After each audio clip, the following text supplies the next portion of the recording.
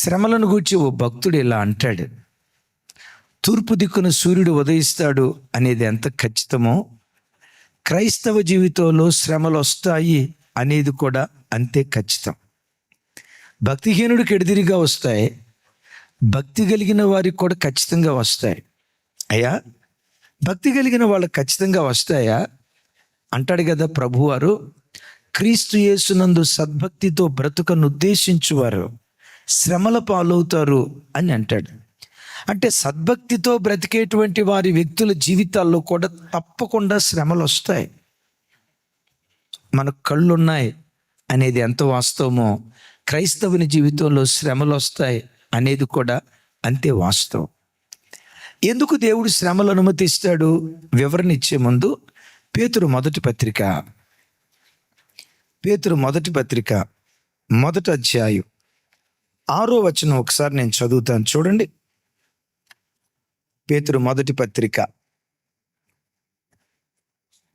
నాతో కలిసి చెప్పండి. ఇందువలన మీరు మిక్కిలి ఆనందించుచున్నారు కానీ అవసరమును బట్టి నానా విధములైన శోధనల చేత ప్రస్తుతమున కొంచెము కాలము మీకు దుఃఖము కలుగుచున్నది. ఆగుదాం అక్కడ, ఆగుదాం. ఒకసారి నాతో కలిసి నా వైపు చూస్తూ చెప్పండి. అవసరమును బట్టి నానా విధములైన శోధనల చేత. అంటే ఇప్పుడు చెప్పండి, నానా విధమైన శోధనలు అవసరమా కాదా? మానవ జీవితంలో అవసరాలు ఉంటాయి, కంఫర్ట్ ఉంటుంది, లగ్జరీ ఉంటుంది. లగ్జరీ లేకపోయినా బ్రతకగలుగుతాం, కంఫర్ట్ జోన్ లేకపోయినా బ్రతకగలుగుతాం. కానీ కొన్ని కనీస అవసరాలు ఉంటాయి, ఆ అవసరాలు లేకుండా ప్రపంచంలో ఎవడు బ్రతకలేడు. నీరు అవసరమా కాదా? నీరు అవసరం అందామా, లగ్జరీ అందామా? మరలా పెద్దగా గాలి అవసరమా కాదా? ఏసీ అవసరమా కాదా? అది లగ్జరీ, కంఫర్ట్. లగ్జరీ కంఫర్ట్ లేకుండా బ్రతకగలం. అవసరమైన నిత్యావసర అవసరాలు లేకుండా ఏ వ్యక్తి బ్రతకలేడు. గాలి లేకుండా బ్రతకలేడు. ప్రతిరోజు గాలి పీల్చాల్సిందే. నీళ్ళు అవసరం, ప్రతిదినం నీళ్లు త్రాగాలి. ఆహారం అవసరం, రోజుకొచ్చి 3 పూట్ల, లేదంటే కనీసం 1 పూటైనా ఆహారం అవసరం. ఇది అవసరం. ఇది లేకపోతే మనిషి బ్రతకలేడు. ఆహారం ఎంత అవసరమో, నీళ్ళు ఎంత అవసరమో, క్రీస్తు యేసును బ్రతికే క్రైస్తవుడు కూడా శ్రమలు అంతే అవసరం. గాలి అవసరమా కాదా? శ్రమలు అవసరమా లేదా? ఆహారం అవసరమా కాదా? శ్రమలు అవసరమా లేదా? ఆహారం ఎంత అవసరమో క్రైస్తవ జీవితంలో కూడా ప్రతి క్రైస్తవుని జీవితంలో శ్రమలు అవసరం. ఇప్పుడు మీ అందరిని అడుగుతా, మీలో ఆశీర్వాదం ఎంతమందికి కావాలని కోరుకుంటున్నారు? చేతులు ఎత్తండి అని అన్నాం అనకుండానే చేతులు ఎత్తుతారు. ఇక్కడ దీనికేముంది? అయితే నేను అడిగే మాట ఏంటో తెలుసా? నాకు శ్రమలు కావాలండి అని ఎంతమంది కోరుకుంటారు? అదిగో చిన్నపిల్లడు ఒకటి ఎత్తాడు, ఒక్క చెయ్యి ఎత్తితే ఒట్టు. ఎందుకు? శ్రమలు ఎవరు కోరుకోరు. శ్రమలు కోరుకోకపోయినా నువ్వు కోరుకున్నా.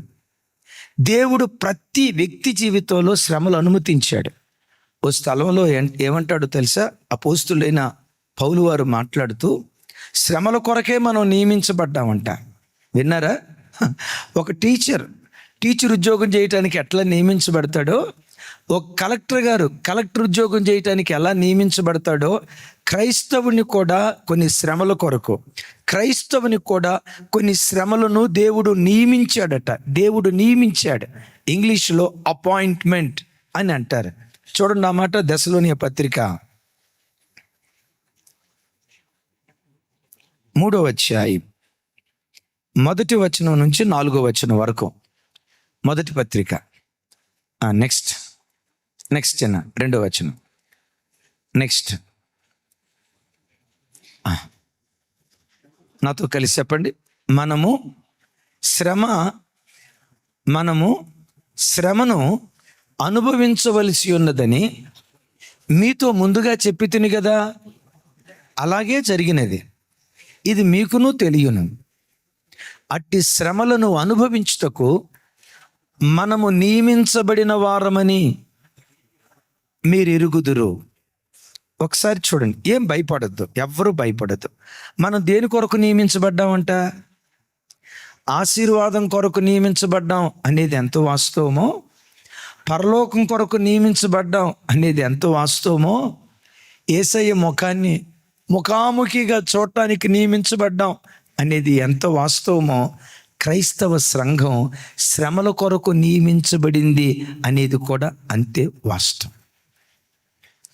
ఎందుకు దేవుడు శ్రమలను అనుమతించాడు? ఇది అవసరం అంటున్నాడు కదా.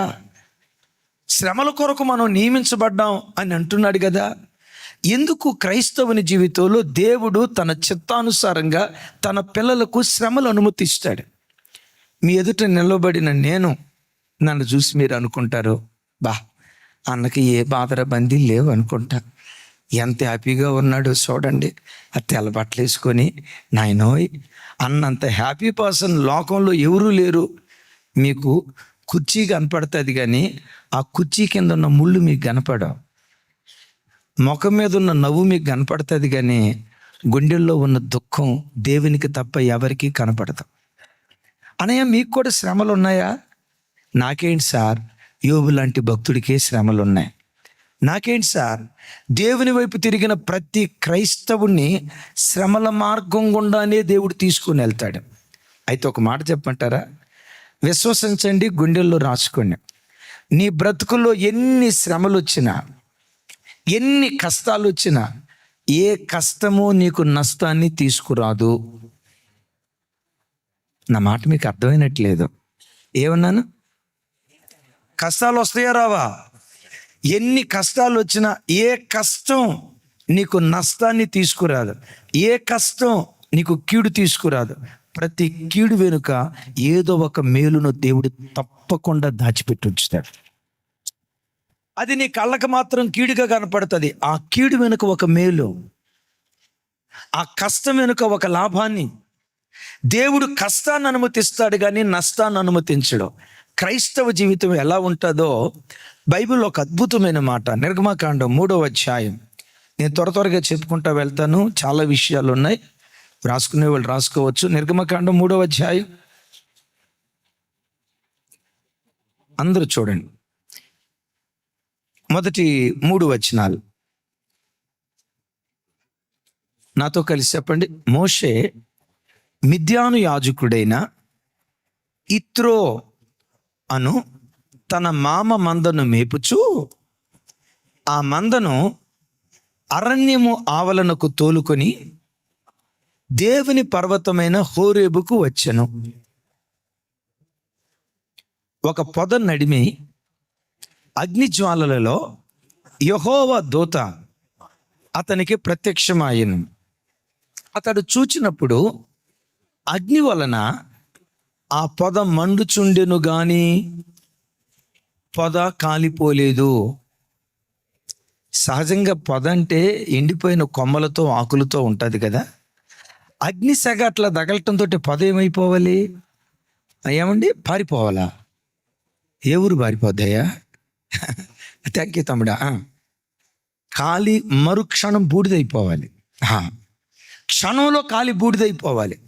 కానీ పొదలో ఉన్న విచిత్రం ఏంటంటే ఈ పొద అగ్నితో మండుతుంది, బూడిద కాట్ల. అది కాలుతా ఉంది, మంట కూడా పగమని మండుతూ ఉంది. బగమని మండుతూ ఉన్న ఆ పొద అగ్ని చేత మండుతూ ఉంది కానీ కాలి బూడిద కాల. ఇది వింత. జెరెమీయా అనే వీడు బ్రతికిన కాలమంతా అగ్నిలాంటి శ్రమలనే కొలిమిలో దేవుడు కాలుస్తూ ఉంటాడు. ఎన్ని శ్రమలు వచ్చినా ఏది నీకు నష్టం తీసుకురాదు, ఏది నీకు కీడు తీసుకురాదు. ప్రతి కీడు వెనుక ఒక మేలును దేవుడు దాచిపెట్టి ఉంచుతాడు. శ్రమలు రాకమానో. అందుకని దేవుడు అంటాడు కదా, జలములలో గుండా నడుచుకుంటూ వెళ్తావు, జలములు నిన్ను ముంచలేవు. జ్వాలలలో గుండా నడుచుకుంటూ వెళ్తావు, ఎన్ని అగ్ని జ్వాలలు నీ బ్రతుకులో ఎదురైనా ఏ జ్వాల నిన్ను కాల్చలేదు. అంటే జ్వాలలు రాకుండా దేవుడు ఆపడు.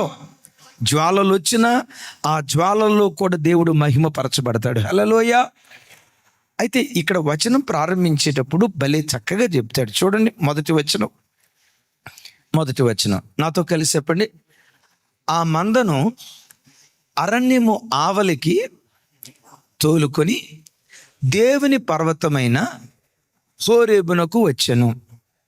టకామని చెప్పండి, ఆ పర్వతం పేరేంటి? ఇంకొక పేరేంటి?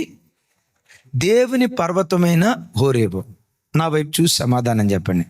దేవుని పర్వతమైన హోరేబు ఎక్కడుందట? అరణ్యానికి యువతలుందా, అరణ్యానికి అవతలుందా? ఇప్పుడు నా వైపు చూడాలి. అది హోరేబు, దేవుని పర్వతం. నేను ఇక్కడున్నా.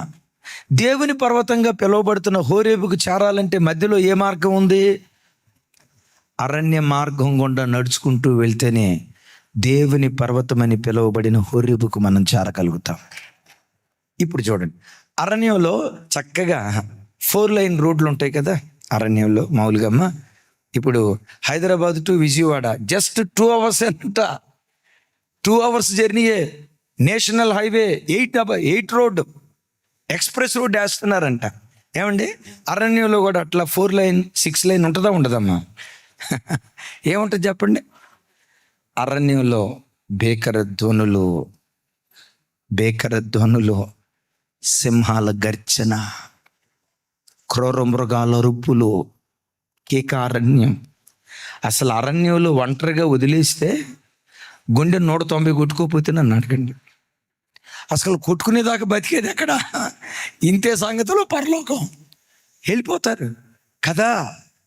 అరణ్యం భయకంపితమైంది.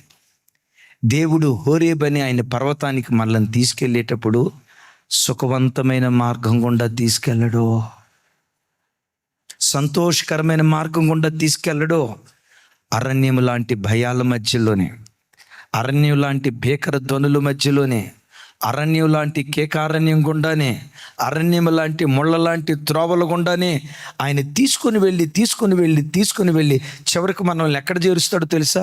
అరణ్యములో ఆకులు రాల్చినట్లుగా రాల్చడో, అరణ్యంలో క్రూర మృగాల చేతికి దేవుడు నిన్ను అప్పగించడో, సింహాల చేతికి, పులుల చేతికి, ఎలుకబంటి చేతికి దేవుడు నిన్ను అప్పగించడు. నువ్వు నడిచేది అరణ్యములోనైనా నీ పాదములకు రాయి తగలకుండా దేవతలు నిన్ను ఎత్తి పట్టుకుంటారు.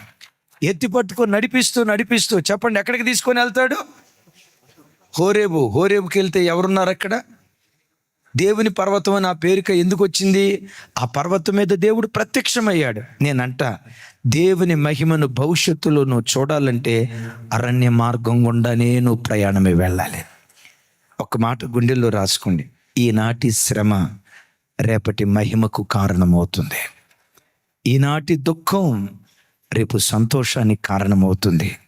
ఈనాటి ఏడ్పు రేపు నాట్యానికి కారణంగా దేవుడు మారుస్తాడు.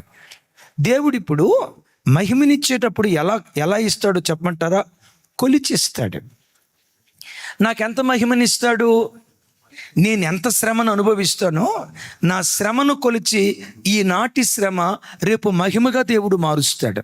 ప్రభా, నాకు శ్రమలు వద్దు నాయన, నేను తట్టుకోలేను నాయన, నా వల్ల కాదు నాయన, బక్సిక్కినోను ప్రభా, బలహీనోను ప్రభా, ఆశీర్వాదం అంటే పరిగెత్తుకుంటా ఆ పాత్రలో అవన్నీ నింపుకొని వెళ్ళిపోతా, కానీ శ్రమలు మాత్రం వద్దు ప్రభా అని కొంచెం శ్రమలు కోరుకున్నావు అనుకో, ఇహమందైనా పరమందైనా కొంచెం మహిమే దేవుడు నీకు ఇస్తాడు. ఎంత ఎక్కువ కాల్చబడతావో, ఎంత ఎక్కువ నలగొట్టబడతావో, ఎంత ఎక్కువ శ్రమలకు అప్పగించబడతావో, ఎంత ఎక్కువ నలిగిపోతావో భవిష్యత్తులో అంత వెలగటానికి దేవుడు కృప చూపిస్తాడు. సింపుల్గా ఒక మాట చెప్తాను. 250 రూపాయలు ఖరీదైన ఇనప నాణ్యం ఉంది. 250 రూపాయలు ఖరీదైన ఇనప ముక్కని 500 డిగ్రీ సెంటిగ్రేడ్ ఉష్ణోగ్రతలో వేడి చేస్తే 500 రూపాయల గుర్రపు నాణ్యం తయారవుతుంది. గుర్రపు కాళ్ళ కింద వేస్తారు కదా, గుర్రపు నాణ్యం అంటారు చూసారా? 500 రూపాయల ఖరీదైన గుర్రపు నాణ్యం తయారవుతుంది. అదే 250 రూపాయల ఇనప ముక్కను 1000 డిగ్రీ సెంటిగ్రేడ్ ఉష్ణోగ్రతలో వేడి చేస్తే 1500 రూపాయల గుండు సూదులు తయారవుతాయట. గుండు సూదులు ఎంత? 1500 రూపాయల ఖరీదైన గుండు సూదులు తయారవుతాయట. అదే 250 రూపాయల ఇనప ముక్కను 1500 డిగ్రీ సెంటిగ్రేడ్ ఉష్ణోగ్రతలో వేడి చేస్తే 1,50,000 షేవింగ్ బ్లేడ్లు తయారవుతాయట. అదే 250 రూపాయల ఇనప ముక్కను 3000 డిగ్రీ సెంటిగ్రేడ్ ఉష్ణోగ్రతలో వేడి చేస్తే ఈ 250 రూపాయల ఖరీదైన ఇనప ముక్కలో నుండి 1,00,00,000 రూపాయల ఖరీదైన విమానపు స్ప్రింగులు తయారైపోతాయట. మంట పెరిగే కొద్దీ మహిమ కూడా పెరుగుతూ ఉంది. Praise the lord. మీలో ఎంతమందికి మహిమ కావాలి? ఆ మహిమ కావాలంటే ముందేం కావాలి? మండాల. ఎంత మండుతావో అంత ఖరీదైన వాడిగా మార్చబడతాం. దేవుడు ఎక్కువ శ్రమలు నీకు అనుమతించాడా? ఒకవేళ మనసులో యేసయ్యా నాకే ఎందుకే కష్టాలు, నాకే ఎందుకు బాధలు, నా ఒక్కదాని బ్రతుకులోనే ఎందుకు ఏడుపు, నన్ను ఎందుకయ్యా చిన్న చూపు చూసావు, నేనంటే నీకు ఇష్టం లేదా, నేనంటే నీకు ప్రేమ లేదా, నా భక్తి నీకు నచ్చలేదా, అసలు నేనే నీకు నచ్చలేదా, ఎందుకయ్యా ఆపద వెంబడి ఆపద, ఎందుకు నా బ్రతుకులో ఈ శ్రమను అనుమతిస్తున్నావని మీలో ఎవరైనా ఏడుస్తూ ఈ ప్రార్థనకు వచ్చారా? ఏడుస్తూ ఈ వాక్యం వింటున్నారా? ఈరోజు కాల్చబడుతున్న తమ్ముడు, ఈరోజు శ్రమల కొలిమిలో నల్లగొట్టబడుతున్న చెల్లి, ఈరోజు ఎంత నలుగుతున్నావో భవిష్యత్తులో అంత వెలిగేటట్లుగా దేవుడు కార్యం చేయబోతున్నాడు. ఈరోజు అరణ్య మార్గం గుండా దేవుడు నేను తీసుకొని వెళ్తున్నాడంటే రేపు హోరేబుకు నువ్వు చేరబోతున్నావు, దేవుని పర్వతాన్ని ముఖాముఖిగా చూడబోతున్నావు అన్న విశ్వాసంతో శ్రమల మధ్యలో కాల్చబడేటప్పుడు శ్రమలు తీసేయి ప్రభా, తప్పులేదు అడగటం, శ్రమలు తీసేయి ప్రభా అని అడిగేదానికంటే దానితో పాటు ఈ శ్రమలను భరించడానికి కావలసిన శక్తి దయచేవా, ఈ బాధను భరించడానికి కావలసిన కృప దయచేవా. యేసు నామం పేరిట ఆ కృప కొరకు దేవుని సన్నిధిలో వేడుకొందుముగాక. సరే, ఈనాటి శ్రమ రేపటి మహిమగా, ఈనాటి శ్రమ రేపటి సాక్ష్యంగా మారుతుంది. ఇంతవరకు ఓకే. అసలు దేవుడు ఎందుకు శ్రమలు అనుమతిస్తాడు? అవసరం అని అన్నారు కదా. ఏంటో అవసరం? శ్రమలు ఆధ్యాత్మికంగా మన జీవితంలో తీసుకొచ్చేవేంటి? నంబర్ 1, శ్రమ నీ భక్తికి పరీక్ష. అసలు నీలో విశ్వాసం ఉందో లేదో, అల్ప విశ్వాసమా, బలమైన విశ్వాసమా, కదిలిపోయే విశ్వాసమా, స్థిరమైన విశ్వాసమా? నీ విశ్వాసానికి పరీక్ష పెట్టేది నీ బ్రతుకులో నీకు ఎదురయ్యే శ్రమే. చూడండి ఆ మాట పరిశుద్ధ గ్రంథమైన బైబిల్లో యాకోబు పత్రిక 1వ అధ్యాయం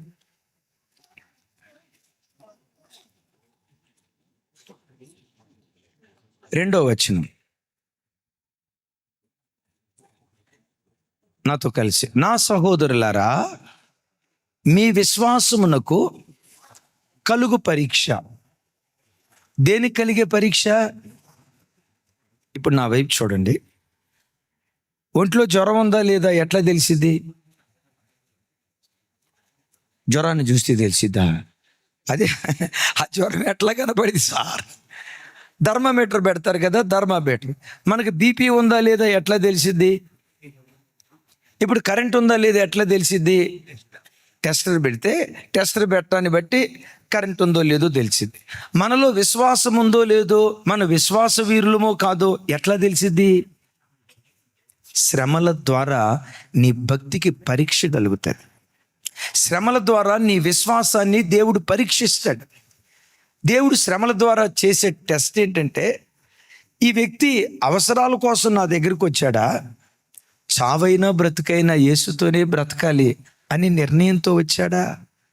వీరిది కదిలిపోయే విశ్వాసమా, చెక్కు చెదరని విశ్వాసమా అన్నాడు.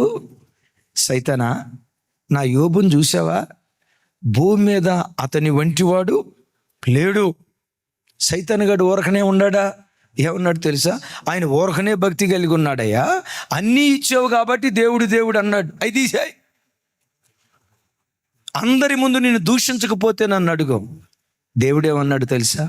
నా యోబు అలాంటివాడు కాదు, ఇచ్చినా స్తుతిస్తాడు, ఇవ్వకపోయినా స్తుతిస్తాడు.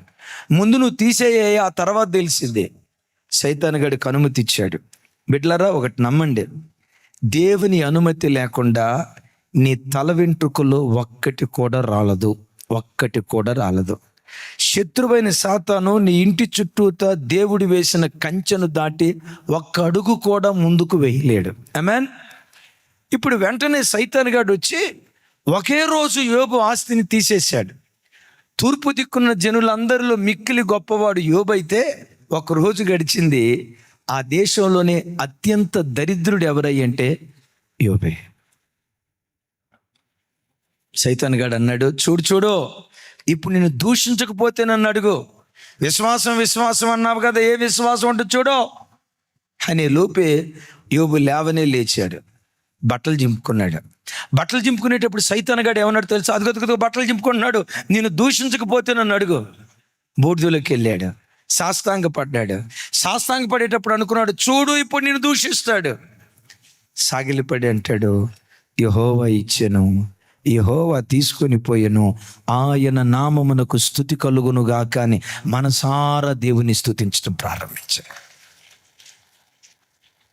అతడు విశ్వాస వీరుడు అని శ్రమల ద్వారా పరీక్షించి సైతాను తెలుసుకున్నాడు. దేవుడు పెట్టిన పరీక్షలో యోబు నెగ్గాడు. బిడ్డలారా, నువ్వు నిలవబడతావో లేదో కొన్ని పరీక్షలు నీకు వస్తాయి. నువ్వు నిలవబడతావో లేదో అనారోగ్య పరీక్షలు వస్తాయి, ఆర్థిక పరీక్షలు వస్తాయి, అసమాధానపు పరీక్షలు వస్తాయి, కుటుంబంలో శాంతి సమాధానం లేని పరిస్థితి, దినం వెంబడి దినం ఆర్థికంగా నల్లగొట్టబడే రకరకాల శ్రమల గుండా దేవుడు నిన్ను తీసుకొని వెళ్తాడు. అది నీ విశ్వాసానికి కరిగే పరీక్ష అని ఎరిగి, దేవా విశ్వాసంలో కడవరకు నేను నిలకడగా నిలవబడేటట్లుగా, నాకు ఎదురయ్యే ప్రతి పరీక్షలో యోబులాగా స్థిరంగా ఉండేటట్లుగా కృప దయచేయని పరీక్షల మధ్యలో దేవునిలో స్థిరంగా నిలవబడుదుముగాక. పెద్దగా చెప్దాం ఆమేన్. చెప్పండి, యోబు ఏమన్నాడు? యెహోవా ఇచ్చెను, పెద్దగా యెహోవా ఇచ్చెను, యెహోవా తీసుకొని పోయాను, ఆయన నామమునకు స్తుతి కలుగునుగాక అన్నాడు కదా. మీరు ఒక షాపింగ్ మాల్కి వెళ్ళారు, ఆ వెహికల్ పార్కింగ్ ప్లేస్ కాడ 2 వీలర్ పార్క్ చేశారు, లోపలికి వెళ్ళి షాపింగ్ చేసుకున్నారు. బయటకు వచ్చి చూస్తే ఆ పార్కింగ్ ప్లేస్లో వెహికల్ లేదు, 2 వీలర్ లేదు. హానోకు మాయమైనట్టు మాయమైపోయింది. ఎవడో మొత్తానికి గాయం చేశాడు. అది చూసి యెహోవా ఇచ్చెను అని అంటారా? మొహం మాడకపోతే ఒట్టు. ఇక చివరికి ఎక్కడి దాకా వస్తాడు తెలుసా? అసలు ఈ వాహనం కొన్నప్పుడే చర్చికి తీసుకెళ్ళా, జెర్మియా గారి చేత ప్రార్థన చేయించా. ఏది దీనికి కాపుదా? ఎక్కడ దాకా పోతావో తెలుసా? రాజన్న ప్రార్థన చేశాడు, జార్జన్న ప్రార్థన చేశాడు, వీళ్ళ ప్రార్థన కాదని అన్న ప్రార్థన కోసం గంట సేపు ఆగా ఆయన ప్రార్థన చేశాడు. అన్నతో పాటు అక్క కూడా 4 ప్రార్థన. ఏమైపోయింది ప్రభువా? అప్పుడు అనే మాట ఏంటో తెలుసా? ఉన్నావా? అసలు ఉన్నావా? ఉంటే బిడ్డ, నేను మరలా చెప్తున్నా, నిన్ను నాశనం చేయటానికి దేవుడే శ్రమ అనుమతించడం. నీ భక్తికి కలుగుతున్న పరీక్ష అని నువ్వు గ్రహించి పరీక్షల మధ్యలో దేవుని సన్నిధిలో నిలవబడుదువుగాక. ఓ మాట, ప్రమోషన్ ఎవరికి వస్తుంది? అరే 10th క్లాస్ నుంచి ఇంటర్మీడియట్కి ప్రమోషన్ ఎవరికి వస్తుంది సార్? అది మరి ఇంటర్మీడియట్ నుంచి డిగ్రీ ప్రమోషన్ ఎవరికి వస్తుంది? గమనించండి, ఎవడు ఎక్కువ పరీక్షలు రాసి గెలుస్తాడో వాడికి అంత పెద్ద ఉద్యోగం వస్తుంది. కలెక్టరేట్ ఆఫీస్ ఉంది, కలెక్టరేట్ ఆఫీసులో కలెక్టర్ గారు ఉంటాడు, బంట్రోత్ ఉంటాడు. ఒకసారి ఎడ్వర్డ్ విలియమ్స్ గారిని ఒక ఆయన వచ్చి అడిగాడట, ఏమండే క్రైస్తవుల జీవితంలో శ్రమలు వస్తాయా? వస్తాయండి. కొంతమంది జీవితాల్లో ఎక్కువ శ్రమలు ఎందుకు వస్తాయండి? ఎక్కువ శ్రమలు రావటానికి కారణం ఏంటి? ఏమైనా పాపం చేశారో వాళ్ళు అంటే, అప్పుడు ఆయన నవ్వుతూ ఇట్లా అన్నాడట, కలెక్టరేట్ ఆఫీసులో కలెక్టర్ గారు ఉంటాడు, కలెక్టర్ గారికి కాఫీ అందించే బంట్రోత్ ఉంటాడు. వీళ్ళిద్దరిలో ఎక్కువ పరీక్షలు రాసింది ఎవరు? బంట్రోత్. ఎవరు మనిషి? బంట్రోత్ ఒకటి కేల్కతం, వాడికి ఒకటే పరీక్ష. అదే కలెక్టర్ గారికి ఎన్ని పరీక్షలో అన్ని పరీక్షల్లో జయాన్ని పొందుతూనే శిథిలాలలో నుంచి శిఖరాల మీద కూర్చోబెట్టడానికి దేవుడు కృప చూపించాడు. బిడ్డలారా, మీలో ఎవ్వరూ కూడా శ్రమను బట్టి కదిలిపోవద్దు. నేను నాశనం చేయటానికి ఏ శ్రమ రాలేదు. నిన్ను నీ కుటుంబాన్ని బుగ్గిపాలు చేయటానికి శ్రమను అనుమతించలేదు. ఇది నీ భక్తికి కలుగుతున్న పరీక్ష అని ఎరిగే, పరీక్షలో గెలిచే శక్తి నాకు దయచేయ్యా దేవుని సన్నిధిలో అడుగుదుముగాక. నంబర్ 1, మన విశ్వాసానికి పరీక్ష ఈ శ్రమ.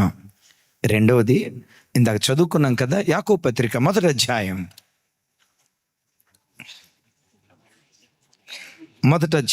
2-3 వచనాలు.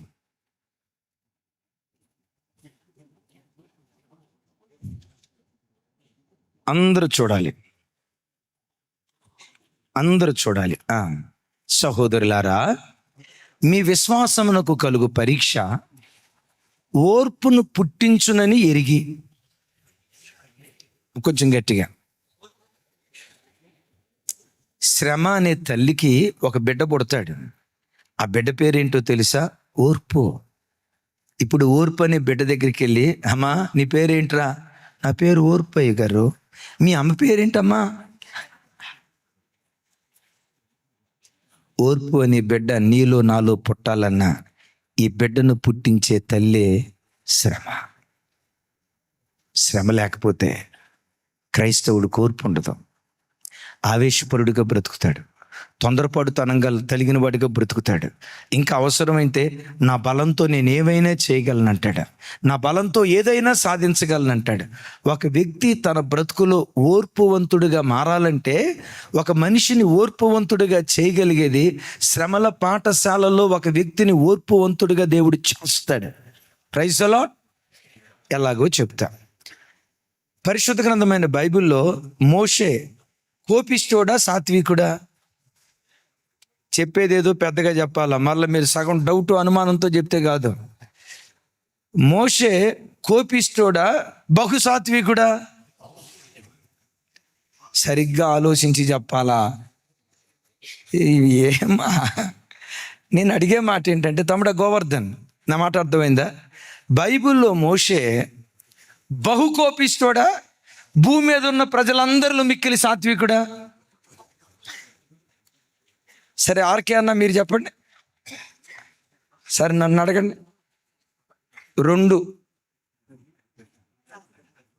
రెండోది కాక మునుపు అసలు మోషే మొదటోడు, బహు కోపిస్తోడు. ఎట్లాగో చెప్పంటారా? ఇశ్రాయేలీయుడు ఐగుప్తుడు కొట్లాడుకుంటా ఉంటే ఈ పెద్ద మనిషి ఏం చేయాలా? నా వైపు చూసానా చెప్పండి తమ్ముళ్ళారా, ఏం చేయాలి? పెద్ద మనిషి వెళ్ళి ఎడదీసి ఎవరో కొట్లాడుకోవటం, మనం అంతా ఒక దేశంలో బ్రతుకుతున్నాం, ఐగుప్తులో బ్రతుకుతాం, మనకెందుకు కొట్లాటలు? విడదీయాలి కదా. విడదీయకపోగా ఏం చేశాడో తెలుసా?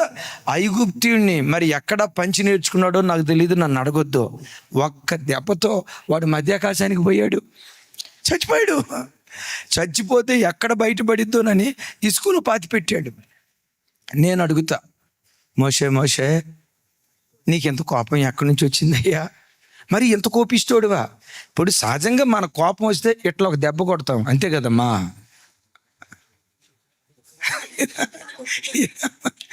కోపం వస్తే ఇట్లా ఒక దెబ్బ కొడతాం. అక్క వచ్చాడన్న, ఆర్మూర్ అన్న వచ్చారక్క, అశోక్ అన్న, అక్క అన్నేం కొట్టరు కదక్క. అమ్మో రైట్, అశోక్ అన్న చూడాల. మనకు కోపం వస్తే ఇట్లా అంటామండి, లేదంటే ఇట్లా దెబ్బ కొడతాం. ఒక దెబ్బ కొట్టి ఆ దెబ్బ కొట్టిన తర్వాత ఎంత ఏడుస్తామో, అయ్యో అనవసరంగా కొట్టేమే ఎంత బాధపడతాం. మనిషిని దెబ్బ కొట్టడానికి మనం అంత భయపడితే ఏకంగా మోషే దెబ్బ కొట్టడం కాదు, చంపేశాడు. నేను అడిగా ఒకరోజు మోషేని, అయ్యా మోషే గారు, ఇంత కోపం ఎందుకు వచ్చిందయ్యా నీకు? మరీ ఇంత కోపిస్తోడు, అది జనాలను చంపి అంత కోపిస్తోడువా అంటే ఆయన నాతో ఏమన్నాడు తెలుసా? తమ్ముడు జెర్మియా, అది నా తప్పు కాదురా నాయన, మా నాన్నకు అంత కోపం ఉంది. మా నాన్నకున్న కోపం నా మీదకి వచ్చింది. ఎవరయ్యా మీ నాన్న? అదే మా పూర్వీకుడు ఉన్నాడే లేవీలు షెకెములో ఉన్నప్పుడు దేనాను చెరిపితే ఏం చేశారో తెలుసా? షెకెములో ఉన్న మగవాళ్ళందరినీ చంపేశారు. ఎద్దు కాలు యొక్క గుదినరాన్ని తగ్గొట్టేశారు.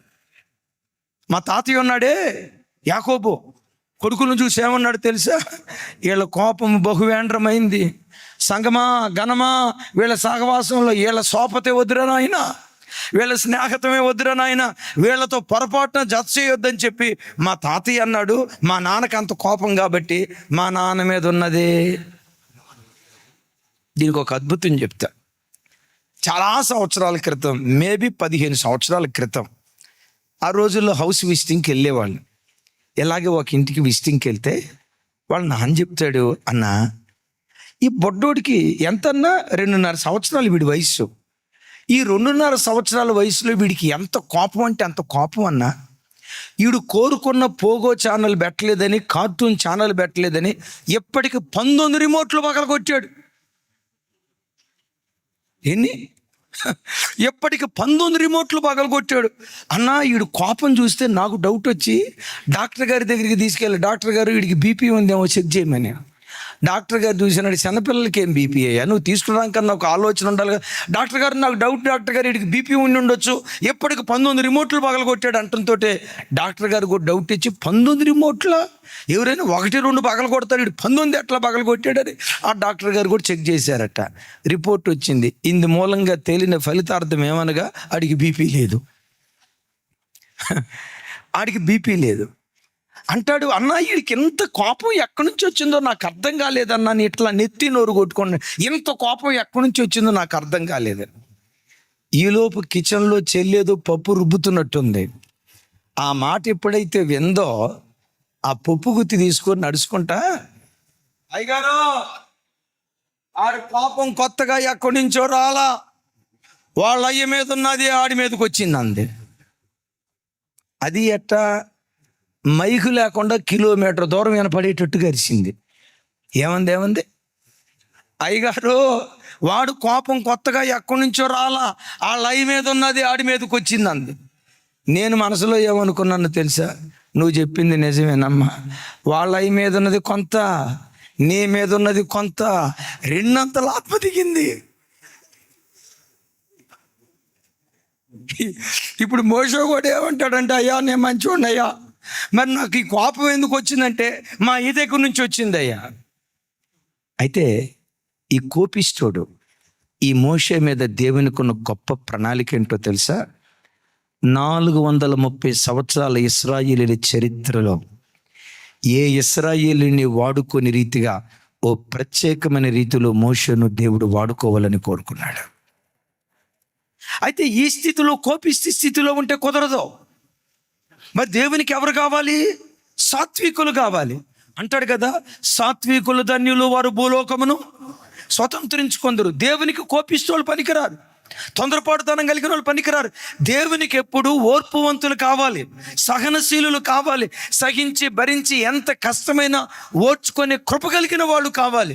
ఈ కోపిష్టోని తీసుకుంటే నాయకుడిగా చేస్తే అరణ్యంలో నీళ్ళు లేనప్పుడు సనిగారు అనుకోండి, ఏమరా ఎక్కడ జరుగుతారని ఒక్కొక్కడిని అక్కడ చంపింది ఒక్కడినే. అందుకని ఒరే బాబు, ఈ కోపిస్ట్ డిపార్ట్మెంట్ నాకు వద్దురా, నా సేవకు ఎవరు కావాలంటే సాత్వికులు కావాలి. చెప్పండి. ఓర్పువంతులు కావాలి. చెప్పండి గట్టిగా. అలాంటి ఓర్పు మోషేకు నేర్పడానికి దేవుడు ఏం చేశాడు తెలుసా? 40 సంవత్సరాలు మిద్యాను అరణ్యంలో నలగొట్టాడు.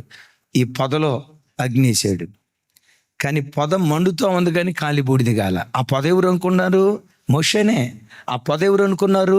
జీవం కలిగిన సంఘమే. ఆ పొద ఎవరు అనుకున్నారు? బోధించే నేనే. ఆ పొద ఎవరు అనుకున్నారు?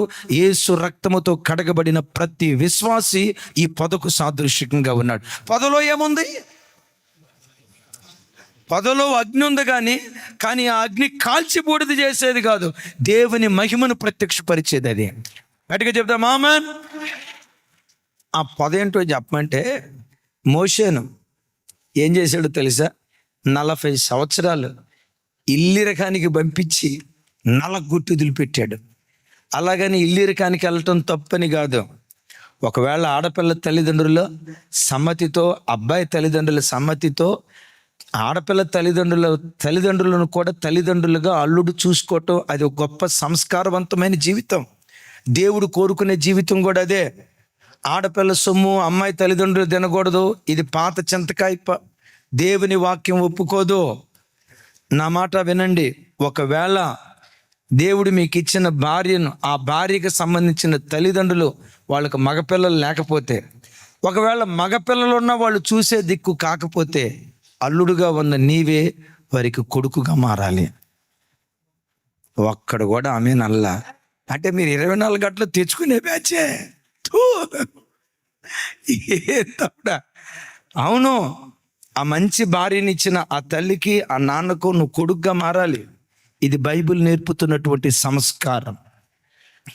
సరే, మొత్తానికి 40 సంవత్సరాలు ఇల్లిరికానికి పంపించి మోషేను నలిపి ఇప్పుడు ఏం చేశాడో తెలుసా? భూమి మీదనున్న సమస్త ప్రజలలో మిక్కిలి సాత్వికుడుగా మార్చాడు. ఇప్పుడు నేను మిమ్మల్ని అడుగుతా, మోషేకు ఈ ఓర్పు ఎక్కడి నుంచి వచ్చింది? ఎన్ని సంవత్సరాలు? అమ్మా, మోషేలో ఉన్న ఒక్క కోపపు లక్షణం తొలగించడానికి ఎన్ని సంవత్సరాలు నల్లగొట్టాడు? ఒక్క కోపాన్ని తొలగించడానికి 40 సంవత్సరాలు నల్లగొట్టాడంటే మీలో ఒక అవలక్షణమే ఉందా, చాలా ఉన్నాయా?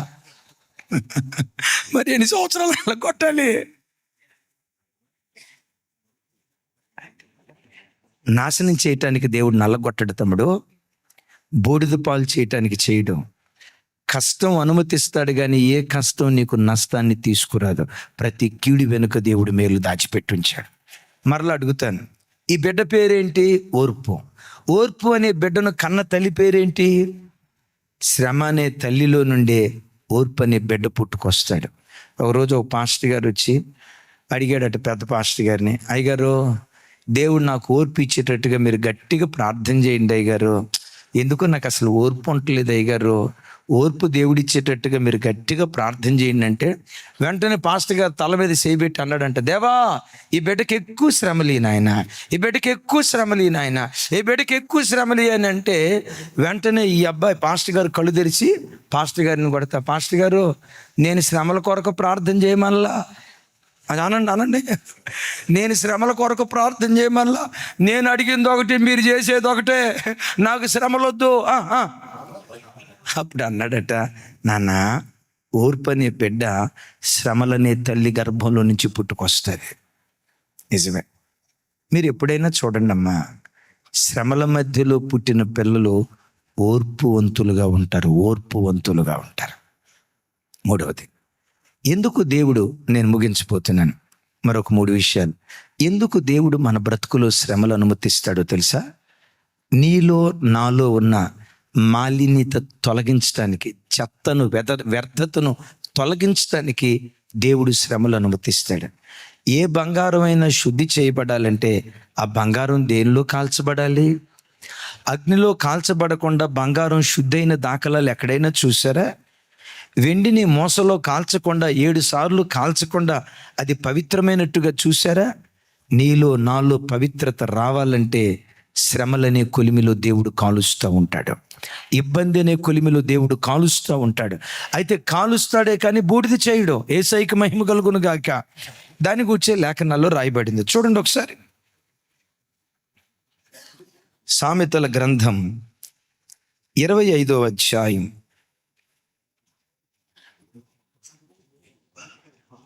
4వ వచనం. ఒకసారి చూడండి అందరూ.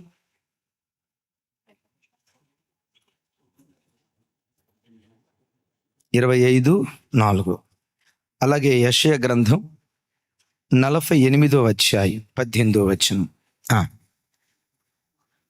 వెండిలోని మస్టు తీసివేసిన ఎడల పొటము వేయువాడు పాత్ర ఒకటి సిద్ధపరచును. రైట్. యెషయా గ్రంథం 48వ అధ్యాయం 10వ వచనం. 10వ వచనం చిన్న తప్పు చెప్పానా? 10 చిన్న. రైట్. నాతో కలిసి అందరూ పెద్దగా చెప్పండి.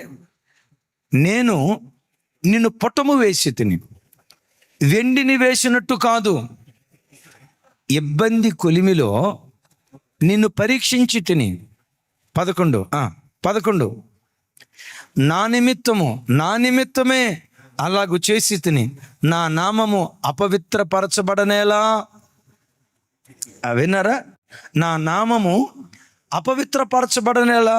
10వ వచనంలో అంటాడు, ఏం మాట్లాడుతున్నాడు? నేను నిన్ను పుట్టము వేసి తిని. నా వైపు చూడండి. బంగారాన్ని దేనిలో పుట్టం వేస్తారు?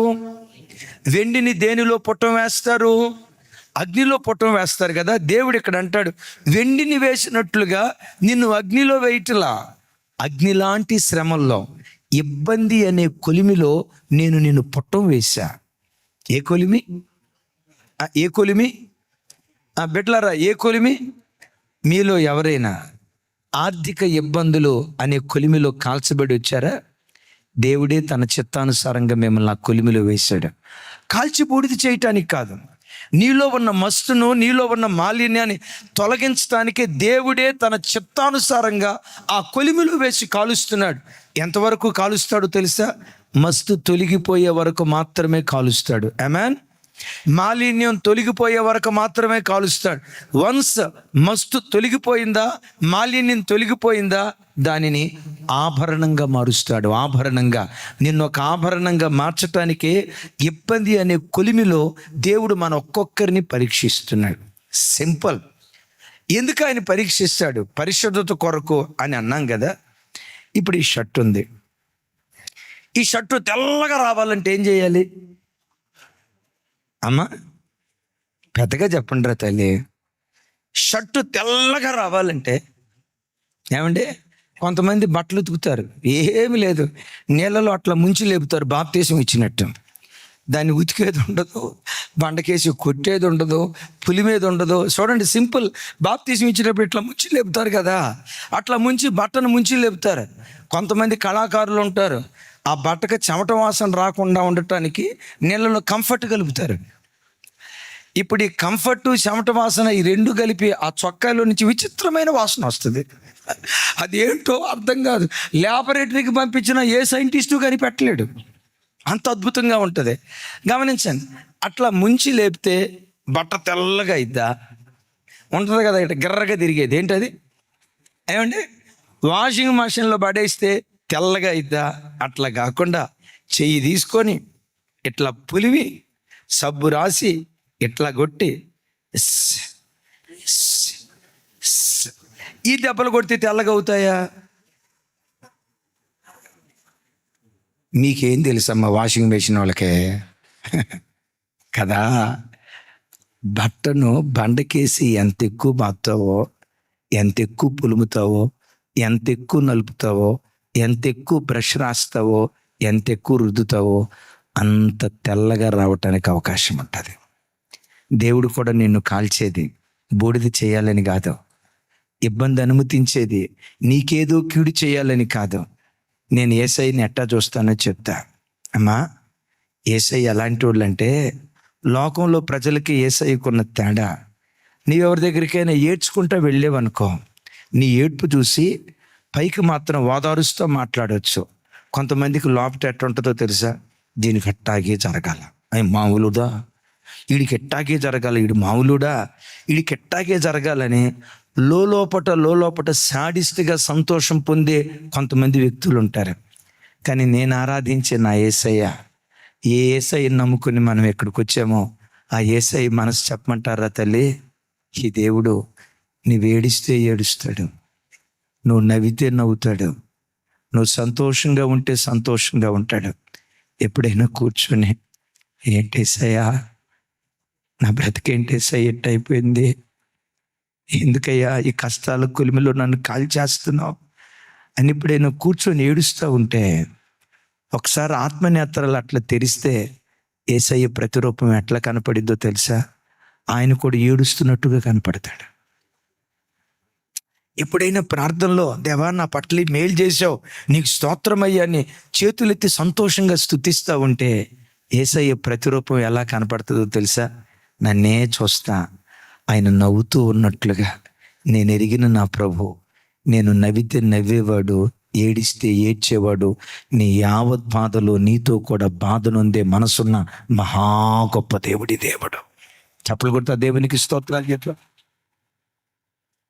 ఎంత ప్రేమ కలిగిన దేవుడైనా ఎందుకు ఈ శ్రమల మార్గం గుండా తీసుకెళ్తాడంటే, పరిశుద్ధత కొరకే శ్రమల మార్గం గుండా తీసుకెళ్తాడు కానీ నాశనం చేయటానికి కాదు.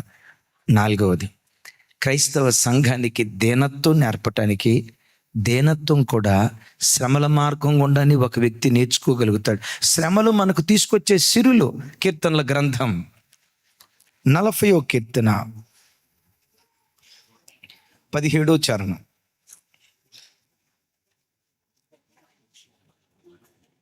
నాతో కలిసి చెప్పండి. నేను శ్రమల పాలై దీనుడనైతిని, ప్రభు నన్ను తలంచుకొనుచున్నాడు. మరొకసారి నాతో కలిసి మాట చెప్పండి.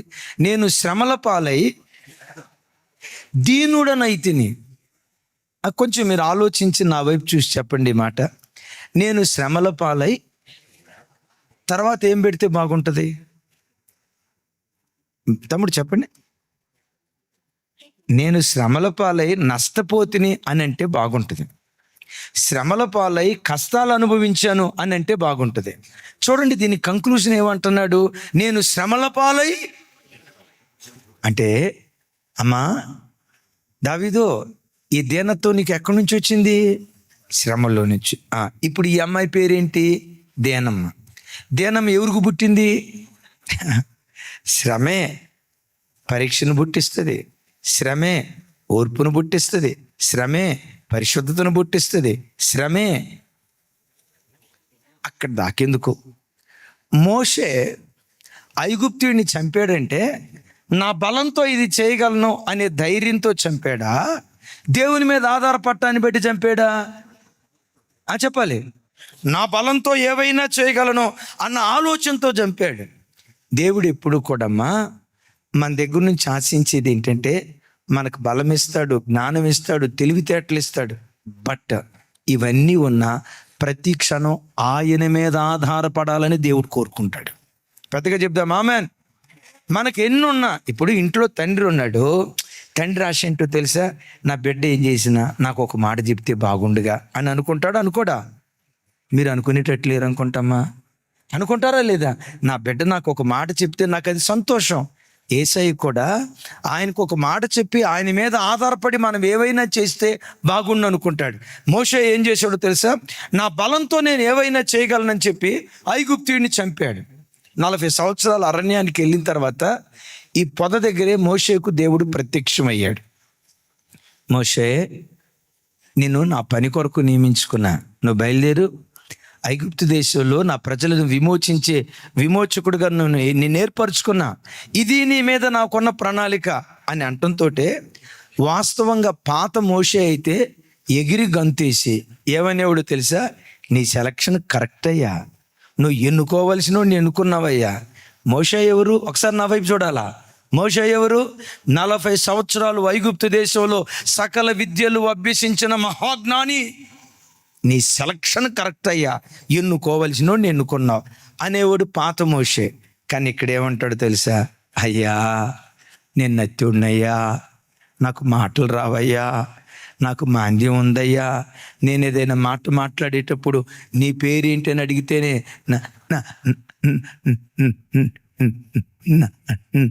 నా పే అని నత్తితో మాట్లాడతానయ్యా, ఫరో దగ్గర ఏం మాట్లాడతానయ్యా, అయ్యా నేను మాట్లాడరాను ఉన్నాయ్యా అన్నాడు. మీరు నాకు సమాధానం చెప్పండి, నిజంగా మోషే మాటలు రానివాడా? ఏమి సార్ రాజేష్, నిజంగా మోషే మాటలు రానివాడా? మాటలు యందు నేర్పరి కాదా? ఆ తెలివితేటలు మోషేకు లేవా? ఉన్నాయో లేవో అపోస్తుల కార్యాలు రాసి ఉంటుంది. చూడండి ఆ మాట. అపోస్తుల కార్యాలు 7వ అధ్యాయం 22వ వచనం. 7:22 నాతో కలిసి చెప్పండి. మోషే ఐగుప్తీయుల సకల విద్యలను అభ్యసించి మాటల యందును కార్యముల యందును ప్రవీణుడయుండెను. ఏమంట? మీరు అట్లా చెప్పకూడదు సార్, పెద్దగా చెప్పాలా. మాటల యందు కార్యముల యందు అంటే పనికి పని. కొంతమంది ఉంటారు మాటలు కోటలు దాడతాయి, చిన్న పని కూడా చేయరు. కొంతమందికి పని అయితే చేయగలుగుతారు కానీ ప్రజెంట్ చేసుకోలేరు. మోషే మల్టీ టాలెంటెడ్. చెప్పండి. మాటలకు మాటలు పనికి పని. మాటల యందు తానేమై ఉన్నాడు? మరి మాటల యందు ప్రవీణుడి దగ్గరకు వచ్చి, నాయనా నిన్ను నా మహిమ కలిగిన పని కొరకు పిలుచుకుంటున్నాను అని అన్నప్పుడు మోషే ఏమంటాడు? నేను నత్తుణ్ణి అంటాడు. ఎందుకంత దీనత్వానికి వెళ్ళాడు తెలుసా? శ్రమల పాఠశాల భక్తుడైన మోషేకు దీనత్వాన్ని నేర్పింది. ఎప్పుడైతే ఆ దీనత్వం నేర్చుకున్నాడో, మరలా చెప్తున్నా, 450 సంవత్సరాల ఇశ్రాయేలీయుల చరిత్రలో ఎవ్వరూ చేయలేని ఓ ప్రత్యేకమైన కార్యం మోషే ద్వారా దేవుడు జరిగించుకున్నాడు. తమ్ముళ్ళారా, చెల్లిలారా, ఒకసారి నా వైపు చూడండి. దేవుని ప్రతినిధిగా చెప్తున్నా. ఆ కాలంలో మోషే మీద దేవునికి ఎలా గొప్ప ప్రణాళిక ఉందో, తమ్ముడు నీ మీద కూడా దేవునికి ఒక గొప్ప ప్రణాళిక ఉంది. చెల్లి నీ మీద కూడా దేవునికి ఒక గొప్ప ప్రణాళిక ఉంది. ఎంత గొప్ప ప్రణాళికో చెప్పమంటారా? నీ పూర్వపు చరిత్రలో నీ తండ్రులు ఎవరూ సాధించలేని విజయం, నీ తల్లులు ఎవరూ సాధించలేని విజయం, గత 20, 30, 100 సంవత్సరాల చరిత్రలో నీ కుటుంబీకుల్లో ఎవరిని ఆశీర్వదించనంతగా నిన్ను ఆశీర్వదించాలని దేవుడు కోరుకున్నాడు. నీ ద్వారా ఒక ప్రత్యేకమైన కార్యం దేవుడు జరిగించాలని కోరుకున్నాడు. దేవుడు ఆ గొప్ప కార్యం జరిగించినట్లుగా ఆ కార్యం జరిగించాలంటే నీలో నాలో దేవుడు ఏం చూడాలి? పెద్దగా చెప్పాలి, కొంచెం గట్టిగా, దీనత్వం చూడాలి. ఓసారి గొప్ప దైవజనుడు ఆయన రెనాల్డ్ బాంకే గారు దేవుని చేతిలో బహుబలంగా వాడబడుతున్న దినాల్లో ఒక యవనస్తుడు వచ్చాడట. సార్, నేను బాగా చదువుకున్నాను, ఆ డిగ్రీ ఉంది, ఈ డిగ్రీ ఉంది, మాస్టర్ డిగ్రీలే 2-3 ఉన్నాయి. నేను మల్టీ టాలెంటెడ్, ఇంగ్లీష్ బాగొచ్చు సార్, గ్రీకు బాగొచ్చు సార్, హిబ్రూ బైబిల్ కూడా అనర్గళంగా చదవగలుగుతాను సార్, నేను మల్టీ టాలెంటెడ్. నన్ను గనక మీ సేవలో చేర్చుకుంటే మీ సేవకు నేను చాలా ప్లస్ ఏంటి, మైనస్ కాదు, పెద్దగా చెప్పండి, నేను మీకు చాలా ప్లస్ అయిపోతాను అయ్య గారు, మీ సేవ ఒక రేంజ్కి వెళ్ళిపోద్ది, నేను మల్టీ టాలెంటెడ్, నన్ను సేవలో వాడుకోండి అని అన్నాడట. అప్పుడు రెనాల్డ్ బాంకే గారు ఆయన వైపు చూసి అన్నాడట, నీలాంటి వాడి సేవకు అస్సలు పనికిరాడు నాయన అన్నాడంట. ఏం సార్, ఏం మాట్లాడుతున్నారు? నేను మల్టీ టాలెంటెడ్ అనండి, బహుభాష, అదే చెప్పాలి, బహుభాష, కోవిదుడును, హిబ్రూ, ఇంగ్లీష్, గ్రీకు, అది ఇది ఇన్ని భాషలు వచ్చేసారు నాకు, నన్ను గనక మీ సేవలో జాయిన్ చేసుకుంటే మీకు ప్లస్ అన్నాడంట. నీలాంటి వాడిని చేర్చుకుంటే ప్లస్ తర్వాత నాయన మైనస్ కాకుండా ఉంటే అదే చాలు, నీలాంటి వాడు అస్సలు పనికిరాడు అన్నాడట. ఆ తర్వాత ఇంకొక అతను, తైలి సంస్కారం లేని తల, చెదిరిపోయిన జుట్టు, మాసిపోయిన గడ్డం, మాసికలు వేసిన బట్టలు, అదో రకంగా వచ్చి, అయ్యా నేనంత తెలివి కలిగిన వాడిని కాదు, అంత భాషా పరిజ్ఞానం కూడా నాకు లేదు, ఇక జ్ఞానం అంటారా అది అంతా మిథ్య, కానీ నా గుండెల్లో దేవుని పని చేయాలని ఆశ ఉందయ్యా, నాలాంటి వాడిని ఏమైనా వాడుకుంటారా? ఆశ, టాలెంట్ లేదయ్యా, టాలెంట్ లేదు, నాకు వచ్చిన భాష కూడా సరిగ్గా రాదు, గ్రామటికల్ మిస్టేక్ ఉంటుంది, కానీ గుండెల నిండా దేవుని సేవ చేయాలి, దేవుని పనికి ఉపయోగపడాలి ఆశ ఉంది, నన్ను వాడుకుంటారా అయ్యా అంటే వెంటనే రెనాల్డ్ బాంకే గారు చూశానడట, నీలాంటి వాడే దేవుని పరిచర్యకు కావాలి. ఎందుకో తెలుసా? జ్ఞానులను సిగ్గుపరచడానికి లోకములో వెర్రివారిని దేవుడు ఏర్పరచుకుంటా ఉంటాడు. నీలాంటి వెర్రివాడే దేవునికి కావాలి. కమ్అవుట్, దేవుని మీద ఆధారపడే నీలాంటి వాడే కావాలి. నా బలమంతా వట్టిదే, నా జ్ఞానమంతా వట్టిదే, నా బలమంటూ ఏదైనా ఉన్నదంటే అది దేవుడేనని దేవుని మీద ఆధారపడే వ్యక్తులు దేవుని చేతిలో పడితే ఆ బలహీనుని బలవంతులు సిగ్గుపరిచేటట్లుగా దేవుడు వాడుకోవటం ప్రారంభిస్తాడు. విన్నారా? ఈ దీనత్వం ఒక వ్యక్తికి రావాలంటే దీనత్వం ఎక్కడ నేర్పుతారు? ఏమండి, టైపు నేర్పబడును, కంప్యూటర్ నేర్పబడును, స్పోకెన్ ఇంగ్లీష్ నేర్పబడును. ఈ ఓర్పు నేర్పటానికి ఇన్స్టిట్యూషన్ లేవు. ఆ ఓర్పును నేర్పే ఏకైక ఇన్స్టిట్యూషనే, ఆ దీనత్వాన్ని నేర్పే ఏకైక ఇన్స్టిట్యూషనే శ్రమల పాఠశాల. ఆఖరి మాట, అర నిమిషం చెప్తా. శ్రమల ద్వారానే మనకు సంపూర్ణత వస్తుంది. సంపూర్ణత. హెబ్రీయులకు రాసిన పత్రిక 2వ అధ్యాయం, హెబ్రీయులకు రాసిన పత్రిక 2వ అధ్యాయం 10-11 వచనాలు. అపోస్తుడైన పౌలు వారు మాట్లాడుతూ, చివరి మాట నాతో కలిసి చెప్పండి. ఆయన అనేకులైన కుమారులను మహిమకు తెచ్చుచుండగా వారి రక్షణకర్తను శ్రమల ద్వారా సంపూర్ణుని చేయుట ఆయనకు తగును. యేసుక్రీస్తు అనే రక్షకుణ్ణి పరలోకపు తండ్రి సంపూర్ణుని చేశాడట. దేని ద్వారా సంపూర్ణుని చేశాడు? అమ్మ చెప్పాలి. దేని ద్వారా సంపూర్ణుని చేశాడు అంటే క్రైస్తవ సంఘానికి సంపూర్ణత దేనిలో వస్తుంది? కోట్లు కోట్లు డబ్బులు ఇవ్వటం ద్వారా మనకు సంపూర్ణత రాతమ్డా. ఆస్తిపాస్తులు పొంగి పొర్లేటట్లుగా దీవించినంత మాత్రాన మనకు సంపూర్ణత రాదు. ఈ సంపూర్ణతనిచ్చే అద్భుతమైన ఏకైక పాఠశాల శ్రమల పాఠశాల. చప్పటి కొడుతూ స్తోత్రాలు చెప్దాం. చెప్పండి, ఏ పాఠశాల? ముగిస్తున్నాయి. మీలో ఎవరైనా శ్రమల కొలిమిలో కాల్చబడుతూ ఉంటే పౌలు గారు అంటాడు, పొందబోవు మహిమ ఎదుట ఇప్పటి కాలపు శ్రమలు ఒకసారి నా వైపు చూసి చెప్పండి. పొందబోవు మహిమ ఎదుట ఇప్పటి కాలపు శ్రమలో అంటే ఈరోజు నీకు శ్రమ ఉందంటే భవిష్యత్తులో ఏం దాచిపెట్టాడు? ఆ మహిమను ఎదురు చూస్తూ శ్రమల మధ్యలో స్థిరులుగా కదలిని వారిగా ఉందుముగాక.